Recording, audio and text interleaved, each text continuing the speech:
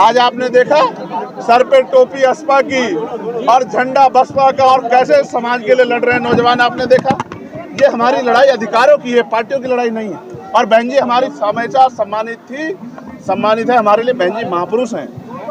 हम किसी की बातों में आके अपनी नेता को बुरा नहीं कह सकते हैं, हम बेवकूफ लोग नहीं हैं। वो हमारी नेता थी, नेता है और नेता रहेंगी, लेकिन हमें अपने दायित्वों को निभाना है, हमें अपनी जिम्मेदारी को अदा करना है। हम लड़ने के लिए नहीं है, हम एकजुट होकर अपने अधिकारों की रक्षा करने के लिए राजनीति कर रहे हैं। फिर आपने बुआ मन से मान लिया, बीच में नाराज थे थोड़े से आप।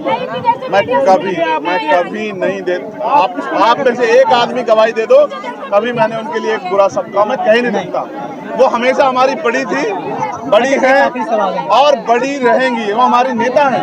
एक आखिरी सवाल है मेरा, आप पार्लियामेंट के बाहर से आप देश को देखते थे, पार्लियामेंट के भीतर मैंने भी 5 साल पार्लियामेंट कवर किया।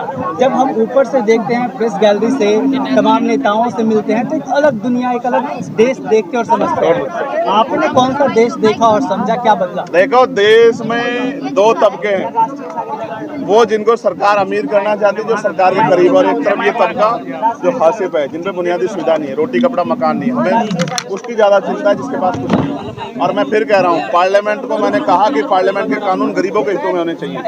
मैंने कहा समान शिक्षा लागू होनी चाहिए। अधिकारी, कर्मचारी, नेता, जज, मुख्यमंत्री, प्रधानमंत्री, राज्यपाल का बेटा सरकारी स्कूल में पढ़ना चाहिए, जहाँ किसान मजदूर का पढ़ रहा है।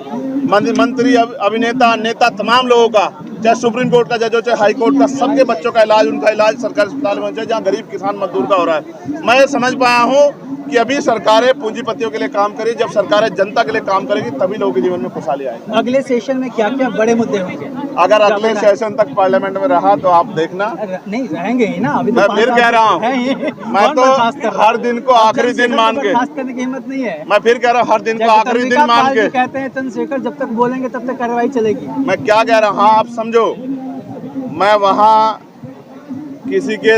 झुक के किसी के सामने नहीं गया हूँ। समाज ने मुझे सीना तान के वहाँ भेजा। क्या मुद्दे उठाएंगे आप अगली बार, क्या रहेगा? जितने इस बार उठाए उन पे काम हो जाने दो पहले।